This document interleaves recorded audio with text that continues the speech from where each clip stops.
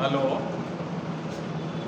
अमित परिवार YouTube channel पर आप सभी का हार्दिक मंगलमय स्वागत है।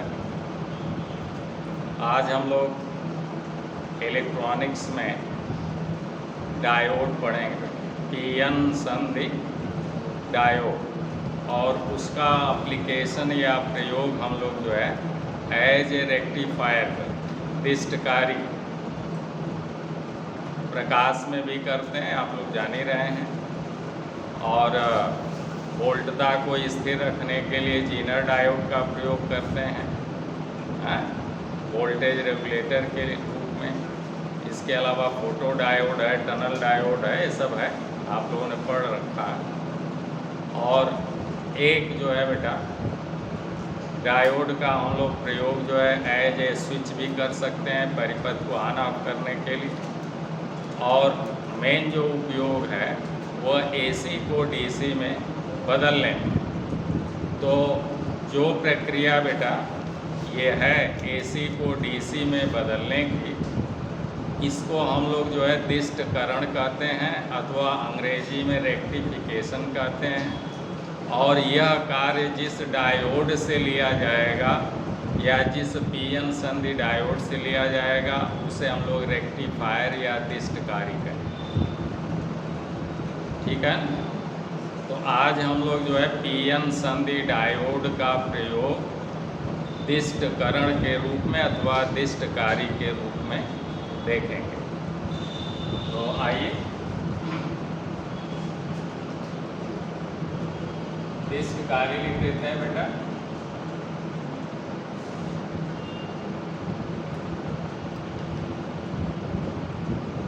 दिष्टकारी अंग्रेजी में कहेंगे रेक्टिफायर।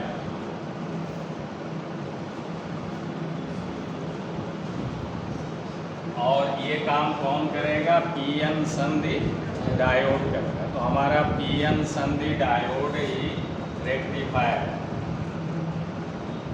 पीएन संधि डायोड।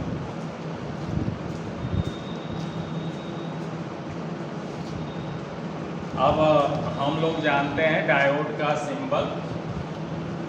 पीएन संधि डायोड क्या है बेटा? तो हम लोग जानते हैं कि ये जो है एक इलेक्ट्रॉनिक युक्ति है जो कि सेमीकंडक्टर जर्मेनियम अथवा सिलिकॉन से बनाया जाता है। ठीक,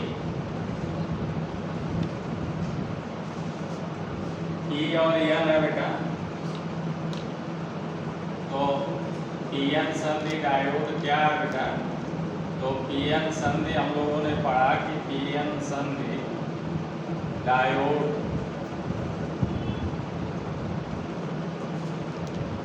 जर्मेनियम या सिलिकॉन अर्धचालक या सेमीकंडक्टर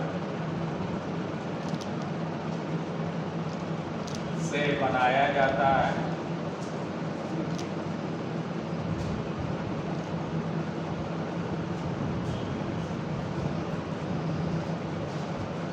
और आप लोगों ने पढ़ा बेटा कि जब जर्मेनियम या सिलिकॉन में ये जो है इस समय शुद्ध अवस्था, इसे क्या कहेंगे?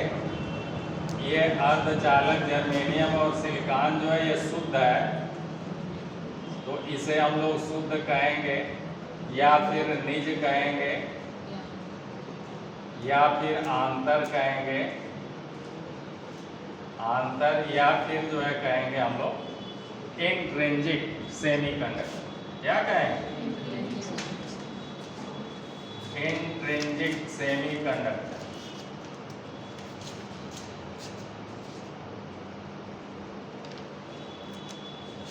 थोड़ा सा हो जाए, लोग जान जाए। तो शुद्ध निज, शुद्ध अर्धचालक है ये सब जर्मेनियम सिलिकॉन बेटा। जब तक कोई मिलावट नहीं की गई है तब तक उसको, तो ये आपके गोरखपुर में पूछा था कि ये कैसा है, तो यहीं दे दिया इंट्रिंसिक है, एक्सट्रिंसिक है, इस टाइप से। तो ये इंट्रिंसिक है या अंग्रेजी में प्योर भी कहें, ये प्योर सेमीकंडक्टर। और ये सब आपको बताया गया है कि इनकी संयोजकता 4 होती है। कितनी होती है? हाँ, ये भी बहुत पूछता है, इनकी संयोजकता 4 है। इनके बाहरी कक्षा में 4 इलेक्ट्रॉन है। इनके बाहरी कक्षा में कितने इलेक्ट्रॉन हैं? मैं संयोजी इलेक्ट्रॉनों की संख्या भी पूछता, तो संयोजी इलेक्ट्रॉनों की संख्या बेटा 4। प्रत्येक जितने भी अर्धचालक हैं उनकी संयोजकता 4 है और उनकी बाहरी कक्षा में 4 संयोजी इलेक्ट्रॉन है बेटा। यही संयोजन करेंगे तो इसलिए उसकी संयोजकता हम बोलेंगे कि 4। तो बाहरी इलेक्ट्रॉनों की संख्या 4 है बेटा। और ये इनके परमाणु बेटा यानी जर्मेनियम और सिलिकॉन के परमाणु Ge व सिलिकॉन अर्धचालक के परमाणु, ये भी बहुत पूछता है, परमाणु आपस में सहसंयोजक बंध से बंधे होते हैं। सहसंयोजक बंध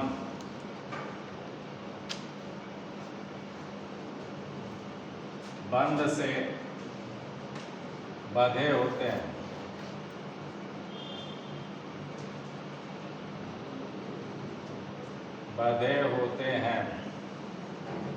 सहसंयोजक बंध को बेटा कोवैलेंट बॉन्ड करते हैं। क्या करते हैं? हाँ, कोवैलेंट बॉन्ड से ये बंधे होते हैं। कोवैलेंट बॉन्ड आप जान ही रहे हैं कि बराबर के इलेक्ट्रॉनों की साझेदारी होती, ठीक है ना। एक परमाणु की बाहरी कक्षा में 4 इलेक्ट्रॉन है तो वो 4 जर्मेनियम परमाणुओं से या 4 सिलिकॉन के परमाणुओं से बेटा जो है एक इलेक्ट्रॉन, एक अपना देगा, एक उनसे लेगा और सहसंयोजक बंध बनाएगा। ऐसे ही दूसरे परमाणु से भी एक इलेक्ट्रॉन उनकी बाहरी कक्षा का लेगा और अपना दूसरा वाला इलेक्ट्रॉन देगा और उनके बीच में सहसंयोजक बंध बनेगा। ऐसे ही तीसरे से, ऐसे ही चौथे से, इस तरह से 4 इसने अपना दिया और 4 दूसरे से लिया तो इसकी बाहरी कक्षा 8 से भर गई, 8 इलेक्ट्रॉन। तो हम लोग जानते हैं बेटा कि पहली कक्षा में 2, दूसरी में 8, तीसरी में 18 ऐसे इलेक्ट्रॉन होते हैं।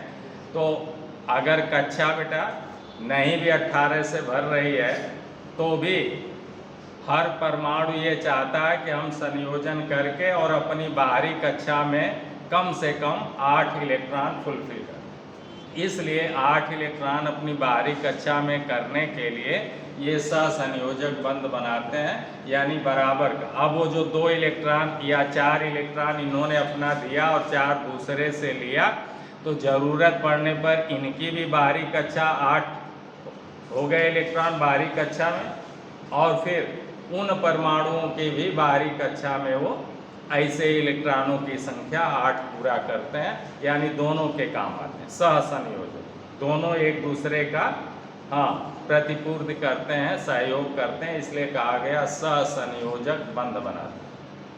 ठीक है ना। जैसे आप लोगों को बात बताया था बेटा कि पहले जब बैल से खेती होती थी तो उसका सबसे बढ़िया उदाहरण है कि एक बैल जो है जिसके पास भाई ज़मीन कम है तो वो ऐसे ही अपने साथी से कि भाई दूसरे के पास भी ज़मीन कम है तो एक जोड़ी बैल रखने के बजाय एक बैल मैं पाल लेता हूँ, एक बैल आप खरीद लीजिए और दोनों जोड़ी की एक माने दोनों बैलों की एक जोड़ी बन जाएगी और वो एक दिन हमारे खेत में जुताई का काम करेंगे और ज़रूरत पड़ने पर दूसरे दिन आपके खेत में, या हमारे यहाँ लगातार 2-3 दिन जुताई करेंगे तो फिर 2-3 दिन आपके खेत में जुताई करेंगे। तो इस तरह से पेयर बनता है। तो ऐसे इलेक्ट्रॉनों का ऐसे पेयर बनता है बेटा, और हर परमाणु की बाहरी कक्षा में 8 इलेक्ट्रॉन आ जाते हैं और ये फिर जो है बेटा एक तरह से उदासीन हो गए, न्यूट्रल हो गए। अब ये रासायनिक क्रिया में भाग नहीं लेंगे, इसीलिए अर्धचालकों को बोला गया, सेमीकंडक्टर को बोला गया है कि इनकी चालकता बेटा जो है चालक और कुचालक के बीच में होती है, और वैसे सामान्य ताप पर ये एक तरह से जो है कुचालक जैसा ही व्यवहार करते हैं। और फिर अगली पॉइंट आपने लिखा है कि परम शून्यता, क्या लिखा? हाँ, परम शून्यता। परम शून्यता, परम शून्यता भी बहुत पूछता है। परम शून्यता बेटा 0 केल्विन है, 0 केल्विन, या जो है इसे कहते हैं -273 डिग्री सेंटीग्रेड। बहुत पूछता, ये भी आपके कंपटीशन में रेलवे में बहुत पूछा है कि भाई परम शून्य ताप होता है, इसे दे दिया +273 डिग्री सेंटीग्रेड, -273, तो ऐसे माइनस।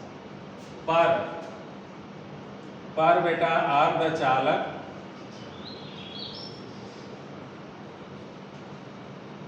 आदर्श कुचालक बन जाता। कैसा? आइडल या पूर्ण कुचालक बन जाता।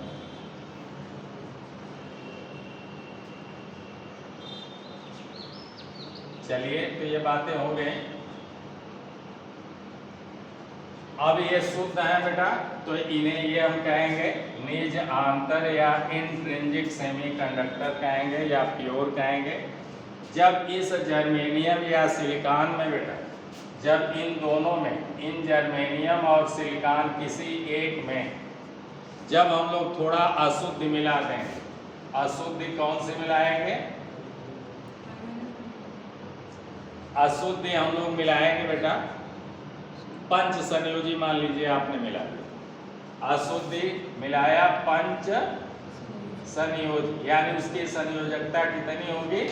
5। पंच संयोजी अशुद्धि मिलाएंगे। पंच संयोजी अशुद्धि कौन है?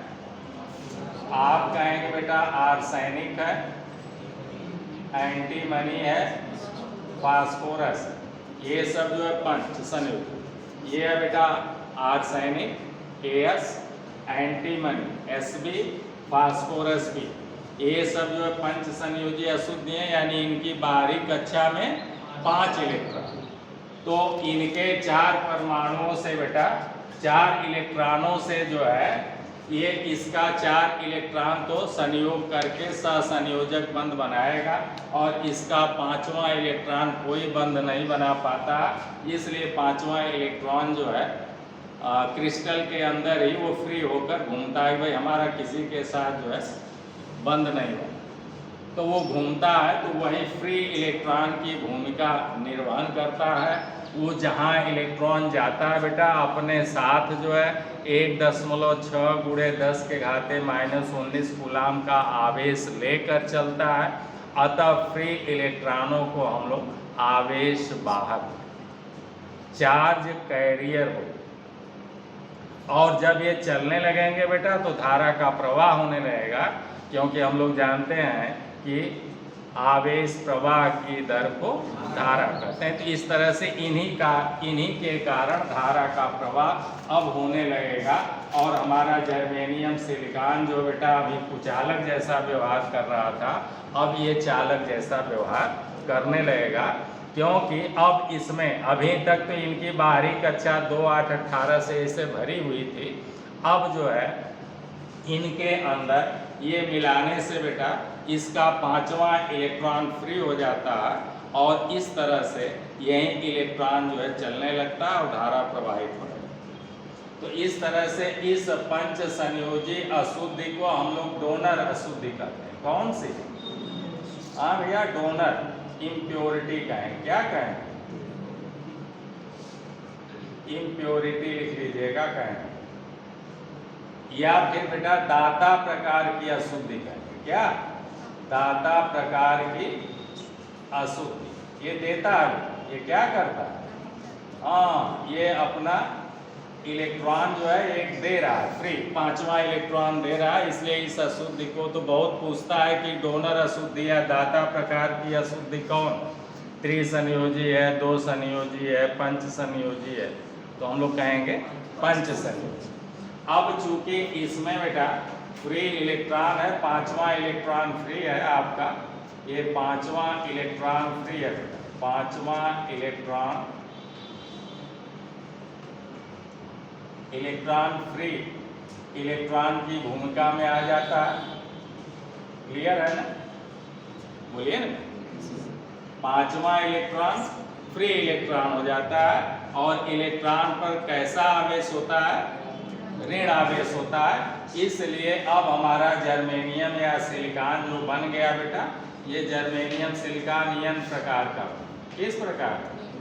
n प्रकार का अशुद्ध अर्धचालक बन गया। n प्रकार का अशुद्ध अर्धचालक या अशुद्ध अर्धचालक को हम लोग कहते हैं एक्सट्रिंसिक सेमीकंडक्टर। क्या कहते हैं?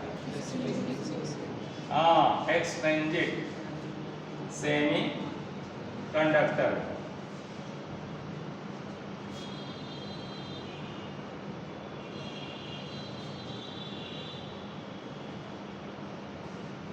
ये भी बहुत पूछता है, इंट्रिंसिक और एक्सट्रिंसिक। तो जब बेटा इसमें अभी शुद्ध था, इसमें जो है पंच संयोजी अशुद्धि मिला दिया। वो भी अशुद्धि हम लोग कितना मिलाते हैं बेटा? तो इसका जो परमाणु होगा बेटा वो करीब 10,000 होगा, और अशुद्धि का 1 होगा, माने इस अनुपात में मिलाते हैं। जो हमारा पंच संयोजी ये होगा बेटा, इसका मान जो है 10,000 परमाणुओं में 1 परमाणु अशुद्धि का। ये 1 परमाणु किसका है? ये अशुद्धि का मिला दिया। 1 परमाणु अशुद्धि का मिलाएंगे 10,000 परमाणु, माने अशुद्धियां बहुत कम मात्रा में मिलाई जाती। क्लियर है? तो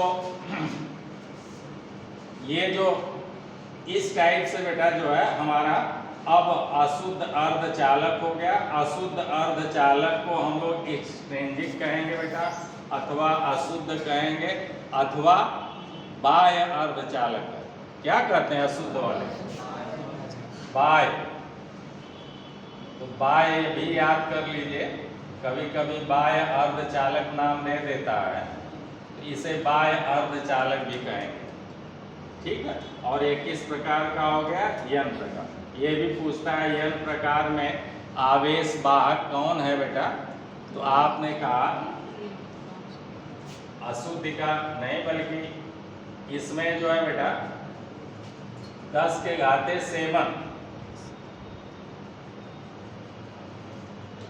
10 के घाते 7 परमाणु में 1 परमाणु अशुद्धि का मिला है। कितने में? 10 के घाते 7 परमाणु में बेटा 1 परमाणु अशुद्धि का मिलाएंगे, और इसमें जो है बेटा बहुसंख्यक आवेश वाहक हो जाएंगे। बहुसंख्यक आवेश वाहक हो जाएंगे। बहुसंख्यक आवेश वाहक हो गए बेटा इलेक्ट्रॉन। क्या हो गए? इलेक्ट्रॉन हो गए। और अल्पसंख्यक हो गए, हाँ अल्पसंख्यक हो गए बेटा होल। होल कहेंगे या छिद्र कहेंगे या कोटर कहेंगे बेटा, ये हो गए अल्पसंख्यक। अल्पसंख्यक को माइनॉरिटी कहेंगे और बहुसंख्यक को मेजॉरिटी कहेंगे। तो n टाइप में आवेश वाहक हमारे इलेक्ट्रॉन फ्री हो रहे हैं बेटा, ये इलेक्ट्रॉन फ्री हो रहे हैं। अतः इसमें n प्रकार के अर्धचालक में मेजॉरिटी आवेश चार्ज हैं बेटा आपके इलेक्ट्रॉन, और इसमें अल्पसंख्यक वाले कौन है बेटा? होल। और इनका अब अनुपात 10,000 अनुपात 1। अगर इसमें बेटा इलेक्ट्रॉनों की संख्या जो है 10,000 है, तो होल का 1 इस अनुपात। ये इलेक्ट्रॉन है बेटा और ये वाला जो है होल, इस अनुपात में ये होते हैं। तो देखिए ना, बहुसंख्यक आवेश ये भी पूछता कि भाई n टाइप में बहुसंख्यक आवेश वाहक है, तो आप कहेंगे इलेक्ट्रॉन है। और होल जो है इस अनुपात में है बेटा, तो होल बहुत कम है, तो वो माइनॉरिटी में हो गए, अल्पसंख्यक में हो गए। ठीक। अब इसी बेटा जर्मेनियम और सिलिकॉन में अगर त्रिसंयोजी अशुद्धि मिला, ऐसे त्रिसंयोजी अशुद्धि मिला तब क्या हो जाएगा, मिला दें तो अब हमारा जर्मेनियम और सिलिकॉन बन जाएगा पी टाइप सेमीकंडक्टर। तो बेटा ये जर्मेनियम या सिलिकॉन बन जाएगा पी टाइप एक्सट्रिंसिक, क्या कहेंगे, एक्सट्रिंसिक सेमी कंडक्टर।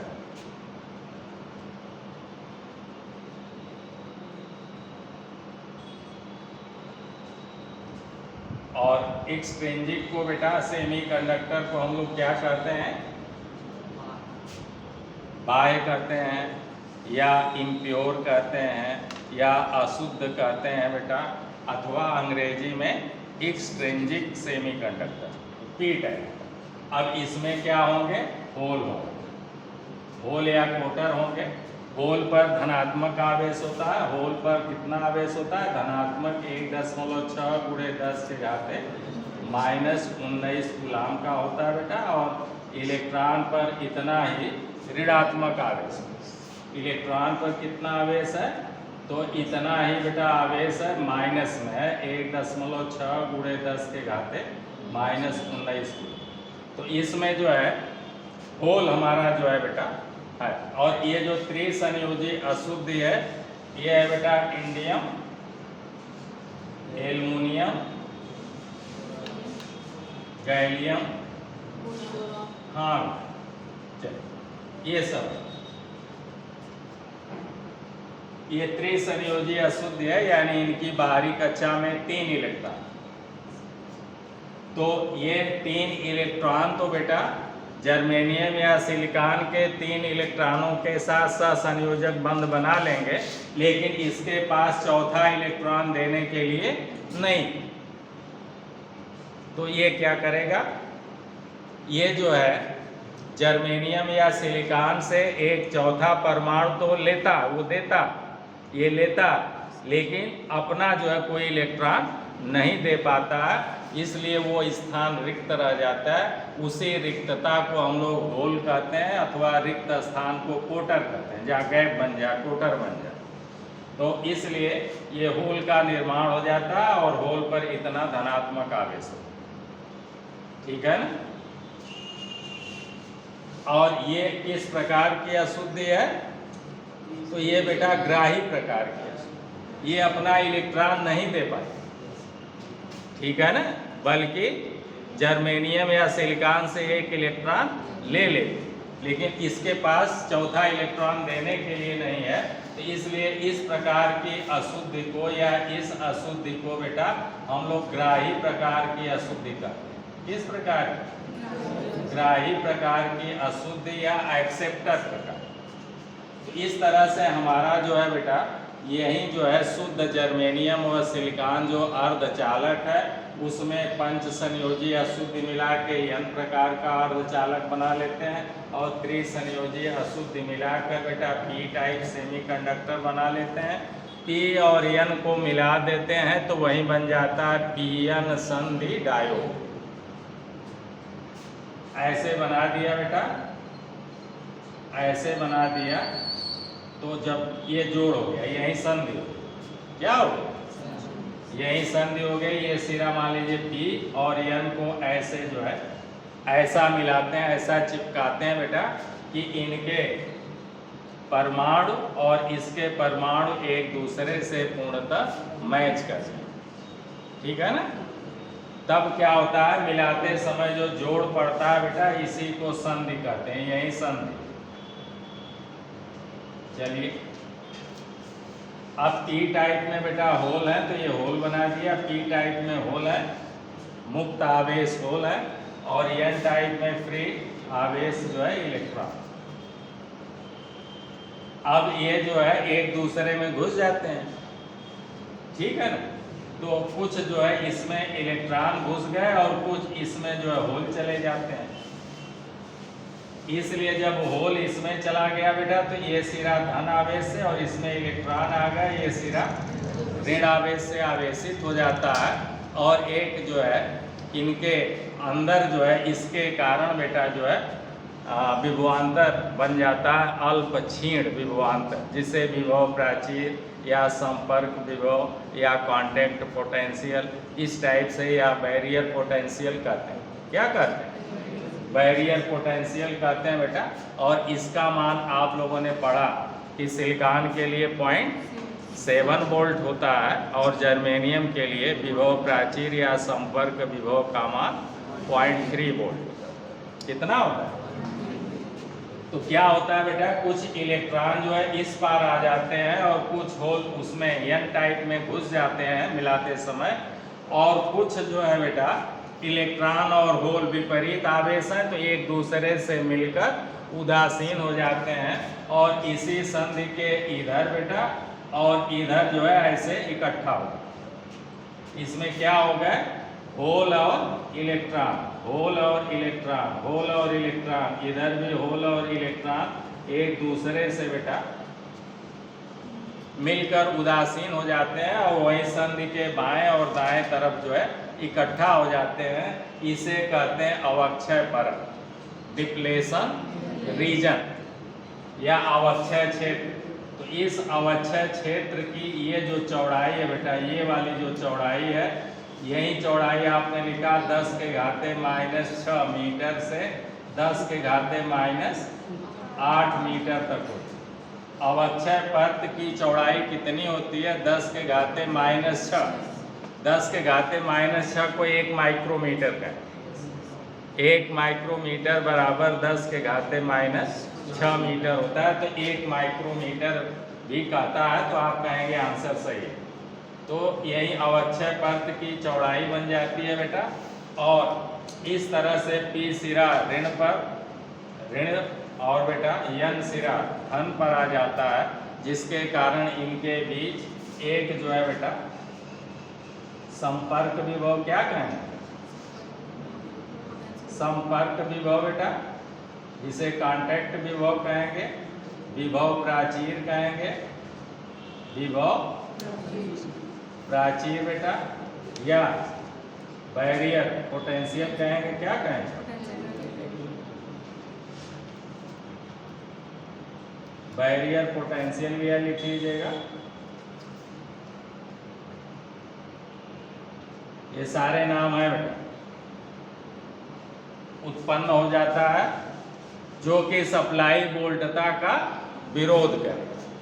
ये बैरियर वाला जो बेटा विभव है, बैरियर मतलब रोकना, सड़क पर हम लोग बैरियर लगा देते, तो वैसे ही है, इसलिए इसका नाम पड़ा पोटेंशियल बैरियर या बैरियर पोटेंशियल या विभव प्राचीर या संपर्क विभव। तो ये संपर्क विभव को आप लोगों ने पढ़ा बेटा कि ये जो है सिलिकॉन के लिए 0.7 वोल्ट है बेटा, और जर्मेनियम के लिए आपने पढ़ा 0.3 वोल्ट। ये भी बहुत पूछता है, ये संपर्क विभव या विभव प्राचीर।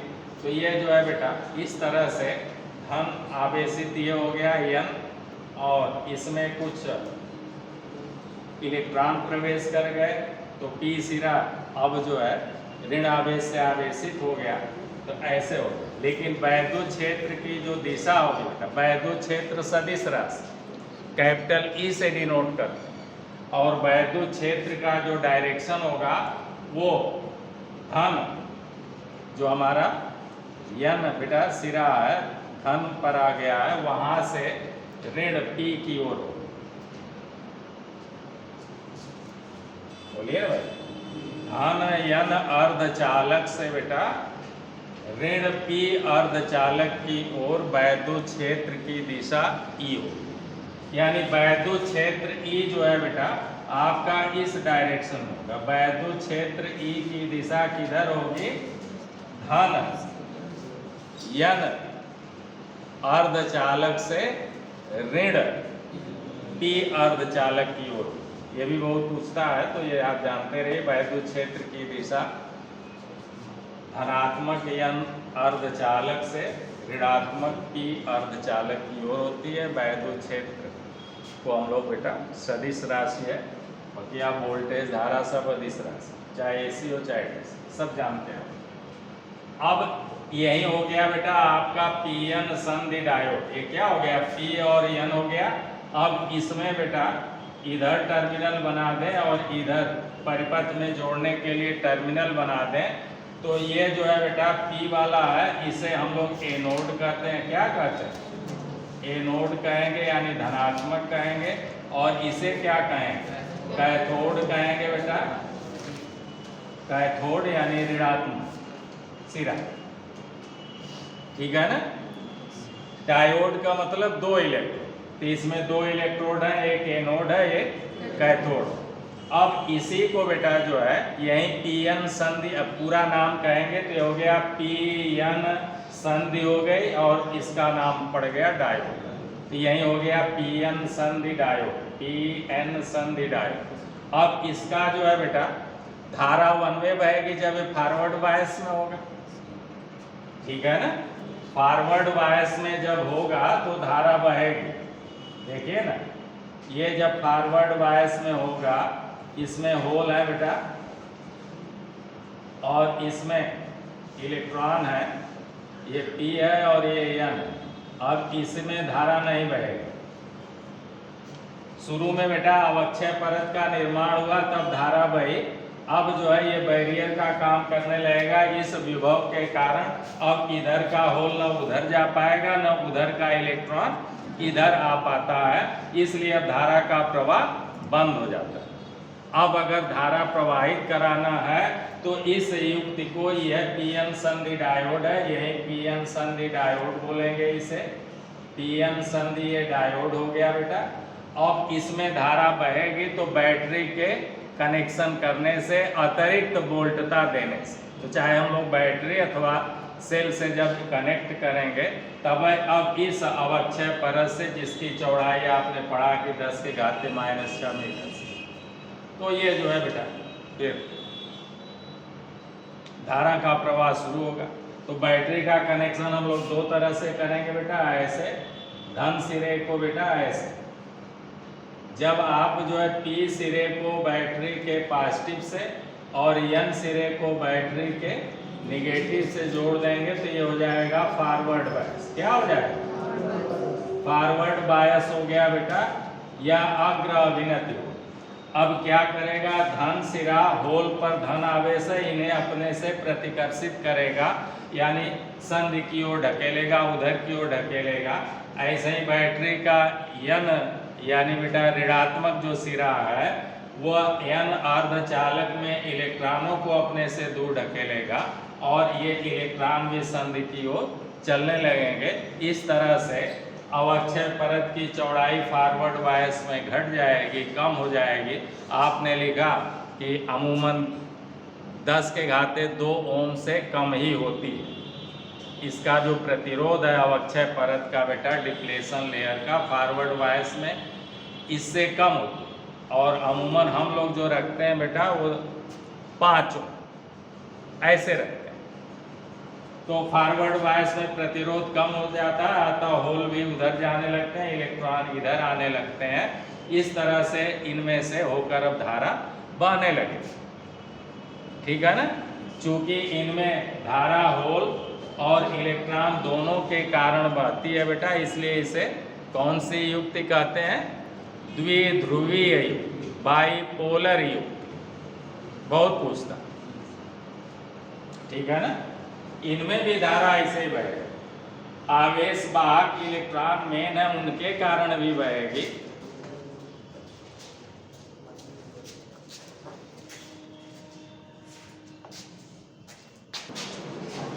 अभी लाइट चली गई थी, व्यवधान के लिए खेद है। तो हम लोग आगे चलते हैं। बात ये हो रही थी कि पी एन संधि ये बन गई। अब इसमें जो है डिप्लेशन लेयर जिसका संपर्क विभव सिलिकॉन का, अगर ये पीस बना हुआ है बेटा, पी और एन सिलिकॉन का बना हुआ है, तो अवक्षय परत का जो विभव आएगा बेटा संपर्क विभव कहेंगे, विभव प्राचीर कहेंगे। इसका मान 0.7 वोल्ट है और ये इसका। अब ये अवक्षय परत जो है अब होल को न उधर जाने देती है न इलेक्ट्रॉन को इधर आने देती है, अतः इसमें से धारा का प्रवाह नहीं होता है। अब अगर धारा का प्रवाह कराना है तो किसी बैटरी अथवा सेल से संयोजन इसका करना पड़ेगा। सेल से संयोजन या बैटरी से संयोजन हम लोग दो प्रकार से करेंगे। जब P सिरे को बैटरी के पॉजिटिव से, P का मतलब पॉजिटिव होल है इसमें, और N सिरे को मतलब इलेक्ट्रॉन पर ऋण आवेश है, उसे बैटरी के ऋण सिरे से जोड़ेंगे तो ऐसे को हम लोग फॉरवर्ड बायस कहते हैं। ऐसे में जो अवक्षय परत है बेटा वो कम जो है प्रतिरोध उत्पन्न करती है और अपने अंदर से आवेश को प्रवाहित होने देती है और धारा का प्रवाह होने लगता है। तो फॉरवर्ड बायस में जो है बेटा ये धारा का प्रवाह होने लगता है, धारा का प्रवाह होता है।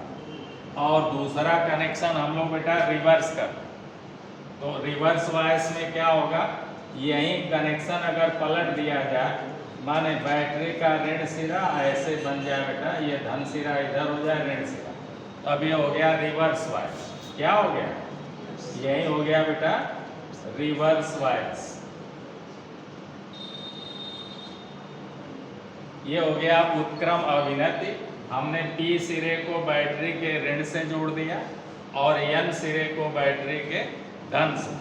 अब क्या है, ये होल को जो है ये ऋण सिरा अपनी ओर खींचेगा क्योंकि होल पर धनात्मक आवेश है। ये आप लिखते हैं कि होल पर इतना धनात्मक आवेश है, तो ये बैटरी का ऋण सिरा जो है वो अपनी ओर खींचेगा, अतः होल बेटा इधर की ओर उतर जाएंगे और ऐसे इलेक्ट्रॉनों को बैटरी का धन सिरा खींचेगा तो इलेक्ट्रॉन भी इधर की ओर आएंगे। संधि तल से कोई भी धारा का प्रवाह नहीं होगा, अतः संधि जो है इस समय 10 के घाते 5 ओम का रेजिस्टेंस उपलब्ध कराएगी, अर्थात जो है करीब 1 लाख ओम का प्रतिरोध। तो ये रिवर्स बायस में ये अपने अंदर से धारा प्रवाहित नहीं होने देता। अब यही चित्र बेटा, अब हम लोग जो है यही पीएन संधि डायोड का चित्र अब ऐसे हर जगह न बनाकर ऐसे बनाएंगे। देख लीजिए, ऐसे एक तीर ऐसे बना दिया और इधर जो है ऐसे लाइन खींच दिया और फिर यहाँ से ऐसे बना दिया टर्मिनल। तो यही हो गया हमारा पीएन संधि डायोड। ये सिरा P है और ये सिरा N, यही हो गया पीएन संधि डायोड। और जिधर की ओर तीर है उधर की ओर ही धारा का प्रवाह होगा। और जब ऐसे इसे हम लोग जोड़ देंगे, ऐसे जोड़ देंगे, तब ये फॉरवर्ड बायस हो जाएगा और अभी ऐसे जोड़ देंगे तो रिवर्स बायस हो गया। तो यही पोर्शन आपका डायोड, अब यही बन गया। ये पोर्शन कौन सा है, हाँ यही डायोड, यही पीएन संधि डायोड।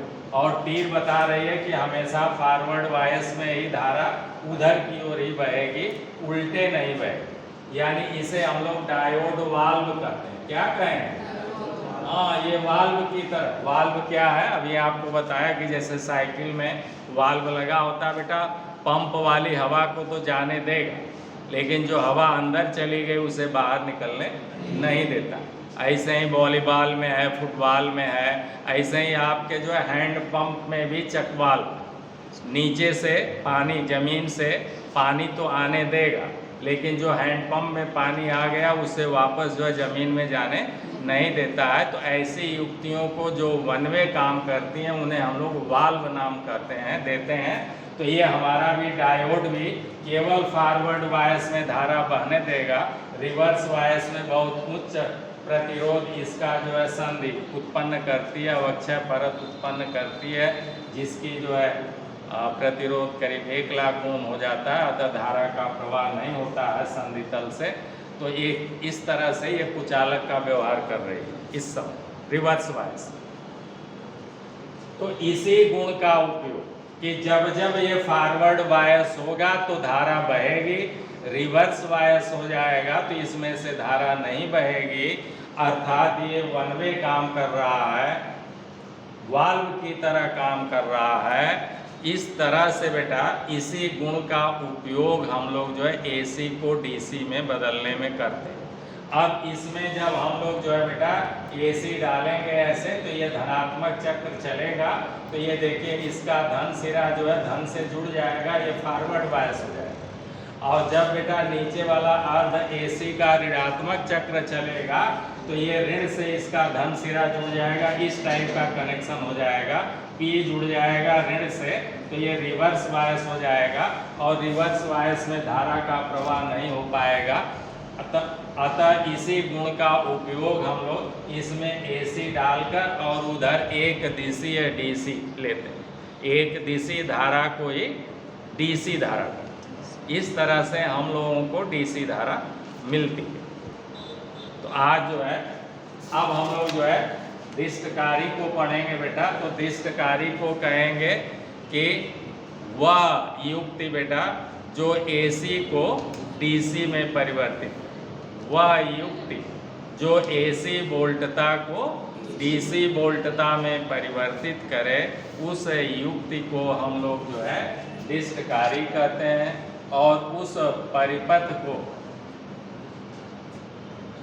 दिष्टकारी परिपथ कहेंगे। ठीक है। और इस पूरी प्रक्रिया को दिष्टकरण, रेक्टिफिकेशन का। तो यहाँ पर हमारा दिष्टकारी कौन है बेटा? तो यही पीएन संधि डायोड। बहुत सारे उपयोग हैं इसके, एक उपयोग ये भी है AC को DC में बदल।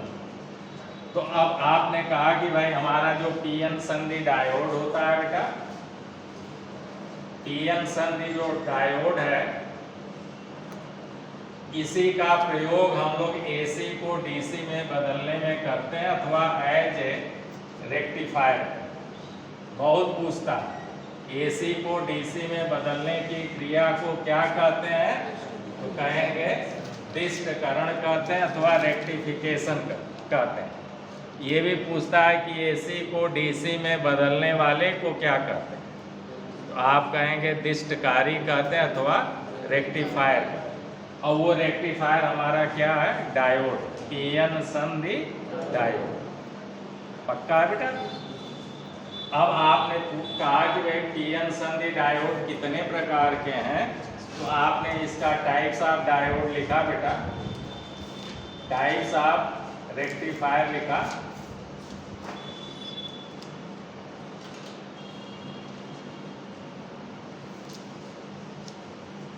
तो पहला लिखा बेटा हाफ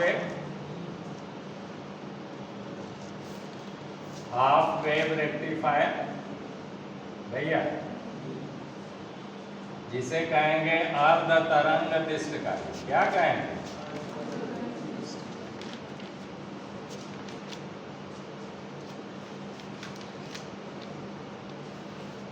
दूसरा आपने लिखा बेटा पूर्ण तरंग दिष्टकारी, पूर्ण तरंग दिष्टकारी, जिसे कहेंगे फुल वेव।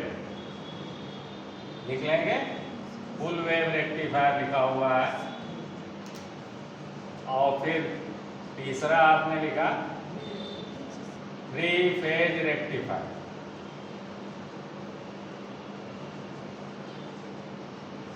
अब हम लोग हेडिंग डालते हैं half wave rectifier.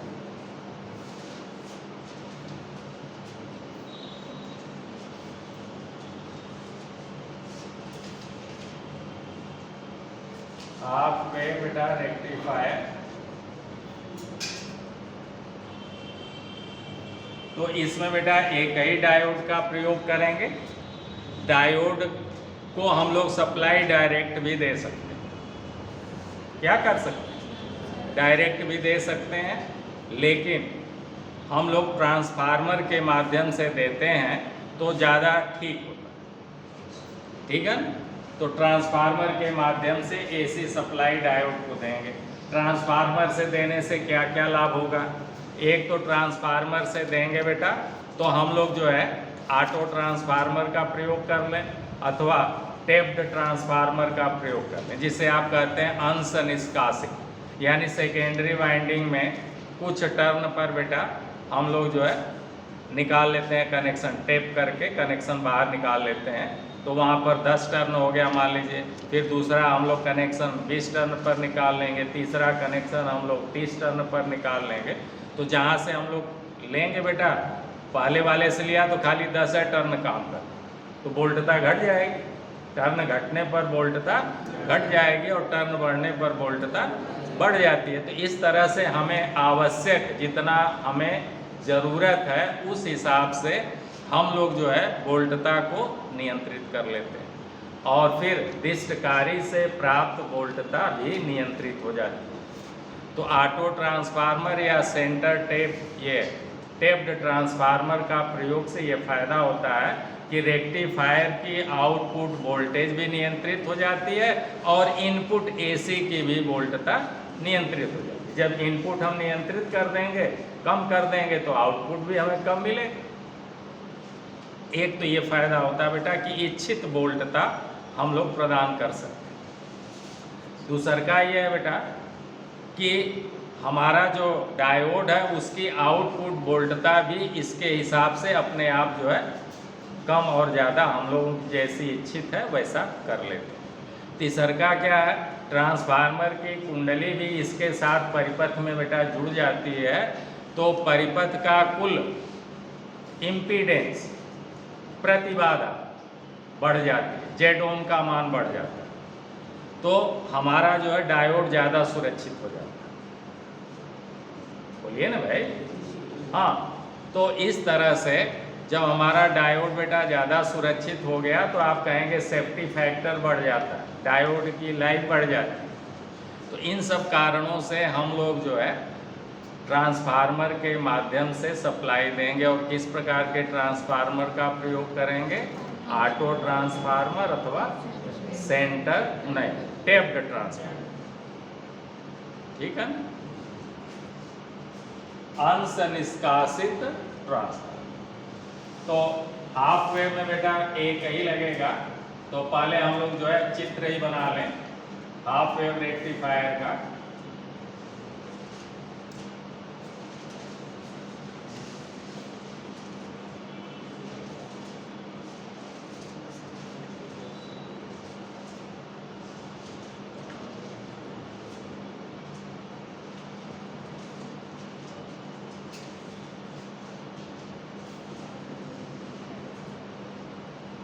AC supply हो गई बेटा, एसी हमारी हाफ पॉजिटिव हाफ नेगेटिव चलती है, ये हो गया।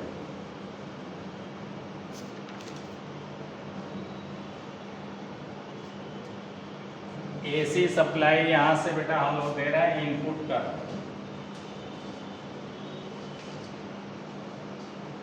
निवेशित कर, ये आधा धनात्मक चक्र है बेटा, ये आधा ऋणात्मक चक्र है। ये प्राइमरी वाइंडिंग ट्रांसफार्मर की ये प्राइमरी वाइंडिंग हो गई बेटा। फिर आगे हम लोग जो है सेकेंडरी वाइंडिंग लगा सकते हैं।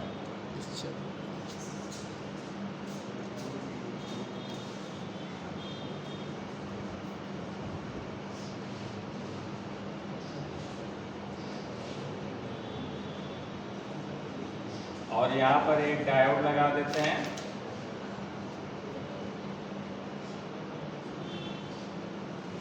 यहाँ पर बेटा रेजिस्टेंस लगा देते हैं, लोड रेजिस्टेंस RA।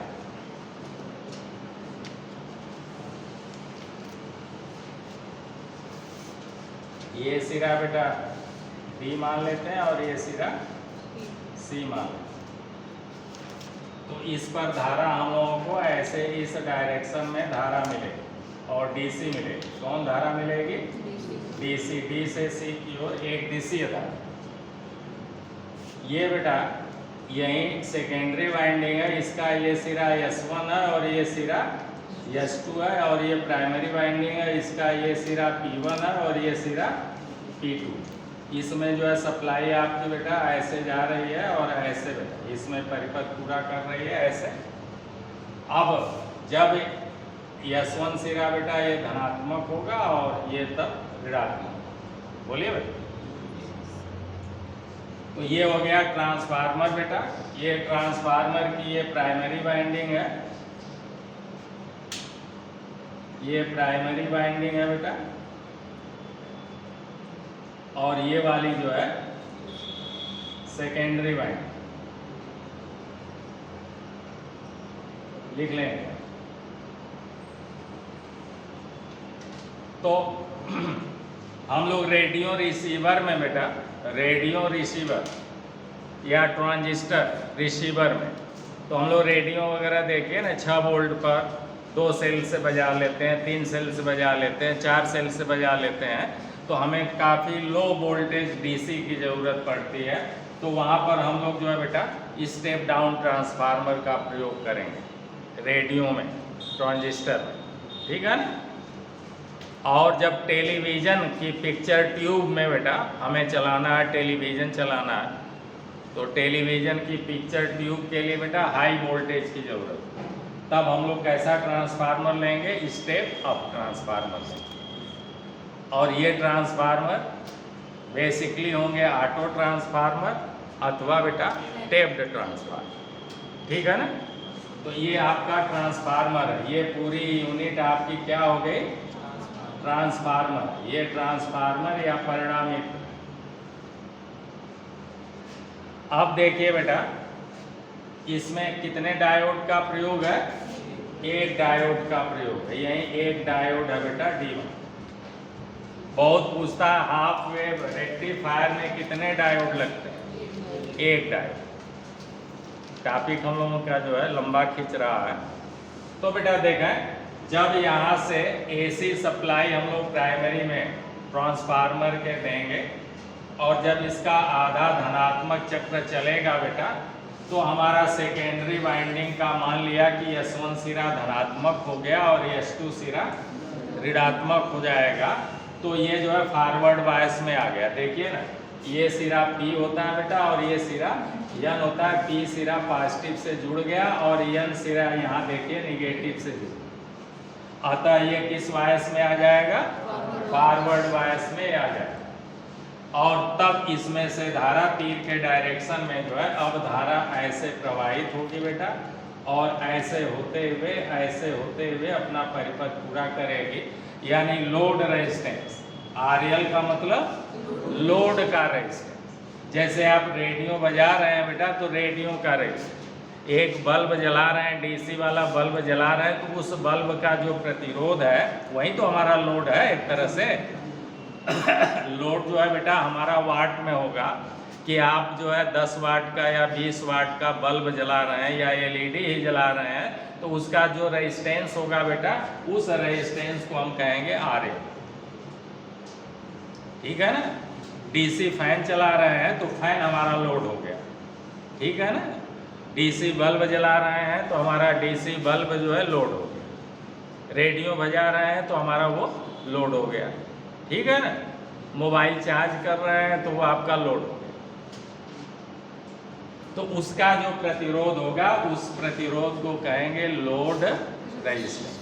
तो ये लोड रेजिस्टेंस हमारा आपका बल्ब है का रेजिस्टेंस है, रेडियो का रेजिस्टेंस है बेटा, पंखे का रेजिस्टेंस है, उसमें आपकी DC धारा जा रही है, ठीक है ना। तो वो हमेशा देखिए D से C की ओर ही जाए।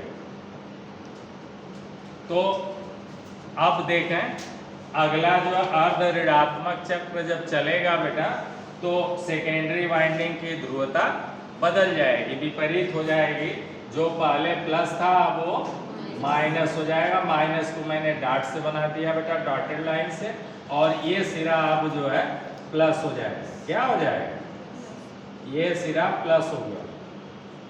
कब, जब हाफ नेगेटिव वाला चलेगा तो ध्रुवता बदल जाएगी। जो पहले प्लस था बेटा वो माइनस हो जाएगा, और जो सिरा पहले माइनस था वो प्लस हो जाएगा। अब देखिए क्या हुआ कि ये प्लस जो है N से जुड़ गया और जो P था वो माइनस से जुड़ गया, तो कौन बायस हो गई, रिवर्स बायस हो गई। अब रिवर्स बायस हो गई तो इसमें से धारा का प्रवाह नहीं है, ठीक। यही प्रक्रिया बार बार होती रही, क्योंकि फ्रीक्वेंसी इधर से आप दे रहे हैं 50 हर्ट्ज। कितना फ्रीक्वेंसी, सप्लाई फ्रीक्वेंसी जो है आपकी, सप्लाई आवृत्ति जो है वो 50 हर्ट्ज है। यानी 1 सेकेंड में 50 चक्र बने, तो 1 सेकेंड में 50 बार धारा इधर की ओर बहेगी, आधे चक्र वाली, और आधे ऋणात्मक चक्र वाली धारा नहीं बहेगी। और यही प्रक्रिया हमेशा हर सेकेंड चलती रहेगी। और प्रत्येक अर्ध चक्र के लिए ये फॉरवर्ड बायस में होता रहेगा। ये किस बायस में है, हाँ, फॉरवर्ड बायस में होता रहेगा बेटा, या अग्र अभिनति में होता रहेगा।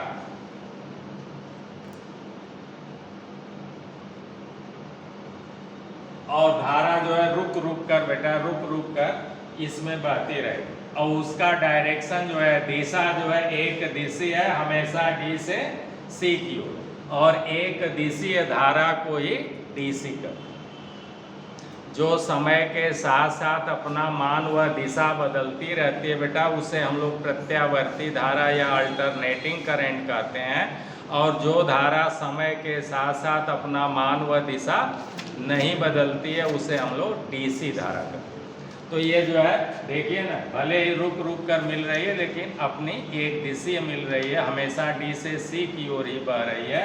अतः इसी एक दिशीय धारा को हम कहेंगे डीसी धारा।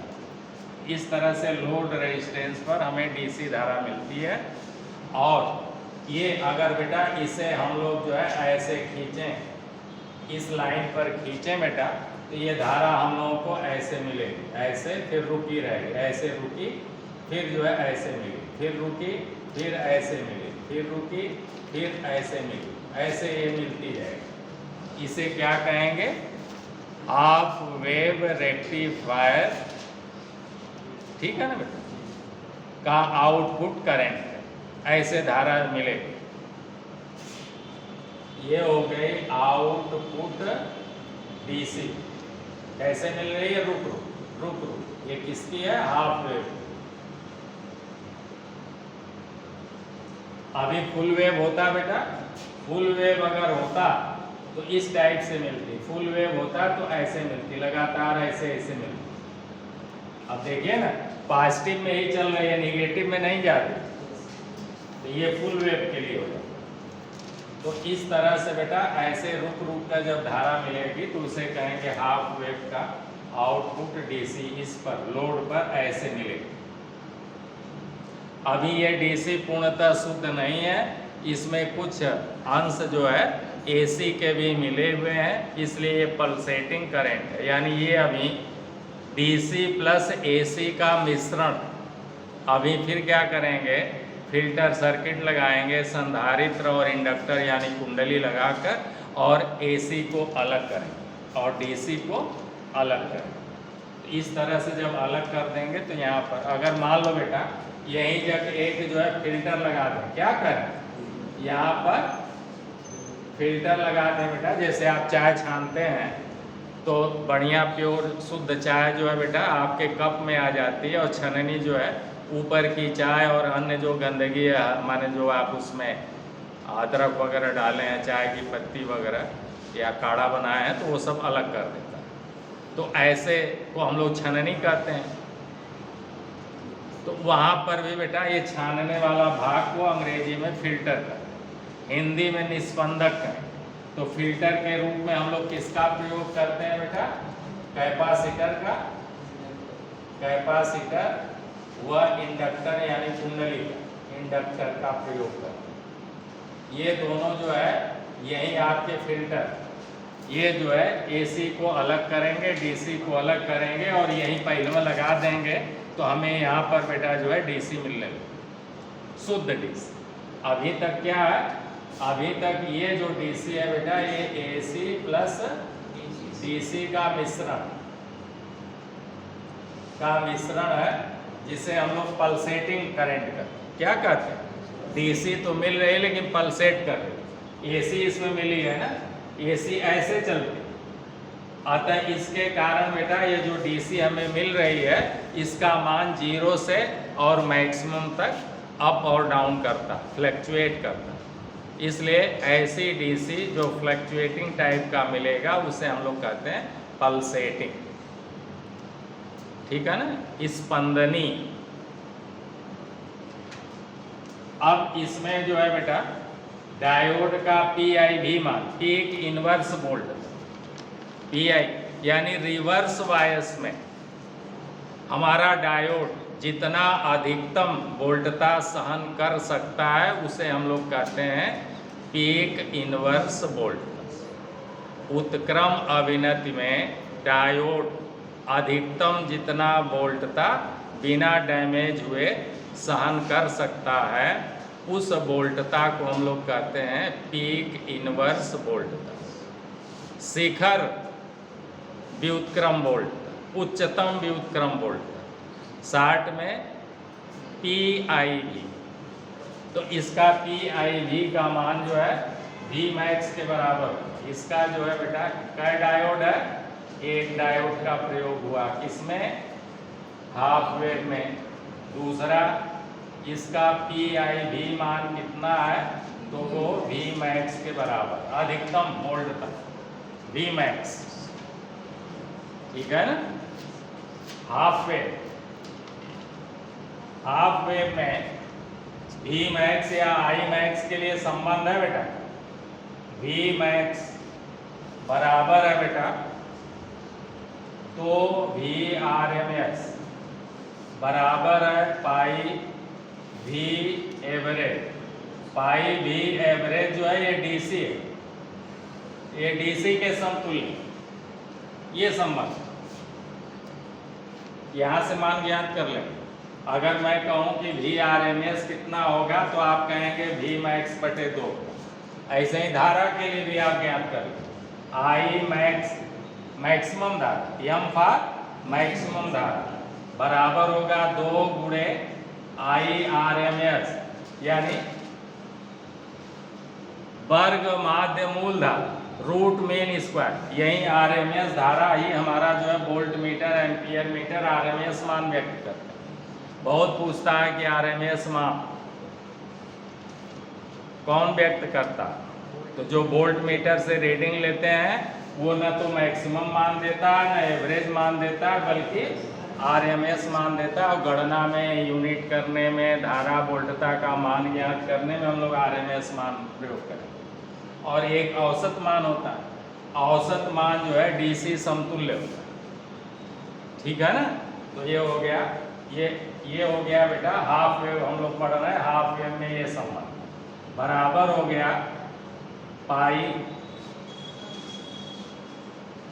V एवरेज, या I चल रहा है बेटा तो I एवरेज क्या हो जाएगा, I एवरेज। ऐसे ये आपको बेटा पढ़ना, जानना। अब इसमें जो है रिपल, इसका जो है बेटा रिपल फैक्टर कितना होता है, ऊर्मिका गुणक।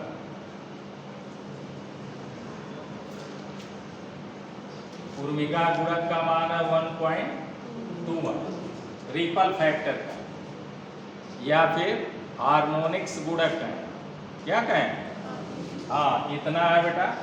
और अगली पॉइंट इसकी दक्षता, इसकी दक्षता जो है 40.6% अधिकतम, दिख रहा है कि नहीं, अधिकतम है। अगली पॉइंट बेटा इसकी लिख लें, इसकी जो है रिपल आवृत्ति कितनी है, हाँ कितनी है रिपल आवृत्ति बेटा, रिपल फ्रीक्वेंसी, इसको मिटा दे रहे हैं। रिपल फ्रीक्वेंसी जो होती है बेटा वो सप्लाई फ्रीक्वेंसी के बराबर, सप्लाई फ्रीक्वेंसी के बराबर हो। तो लिख लें सप्लाई फ्रीक्वेंसी FI के बराबर हो। यहाँ से फ्रीक्वेंसी इनपुट कर रहे हैं ना, इसी के बराबर हो। रिपल आवृत्ति बेटा किसके बराबर होती है, FI, यानी सप्लाई फ्रीक्वेंसी जितने हर्ट्ज की रहेगी उतने आपके रिपल की भी आवृत्ति। रिपल क्या है बेटा, तो जो हमें DC यहाँ प्राप्त हो रही है उसमें जो AC का घटक मिला होता है उसी को हम लोग रिपल करते। और रिपल फैक्टर क्या होता है या रिपल गुणक क्या होता है, ठीक है ना, या हार्मोनिक्स फैक्टर क्या होता है, तो आप कहेंगे इसमें बेटा AC का मान बटे DC के अनुपात, AC और DC धारा के अनुपात हम लोग रिपल फैक्टर, आगे आपको पढ़ाया जाएगा। तो इस तरह से ये बातें याद कर लीजिए। हाफ वेव रेक्टिफायर की ये विशेषताएं हैं बेटा। और ये बहुत पूछता है कि PIV का मान कितना होगा। यहाँ पर जो है वोल्टता और धारा का मैक्सिमम मान है और ऋणात्मक में यहाँ मैक्सिमम मान। तो ये सब पूछता है, संबंध वगैरह जान लीजिए। तो आज का टॉपिक यहीं समाप्त करते हैं और फिर अगले वीडियो में मिलते हैं। तब तक के लिए आप लोगों को ढेर सारी मंगलमय शुभकामनाएं। धन्यवाद।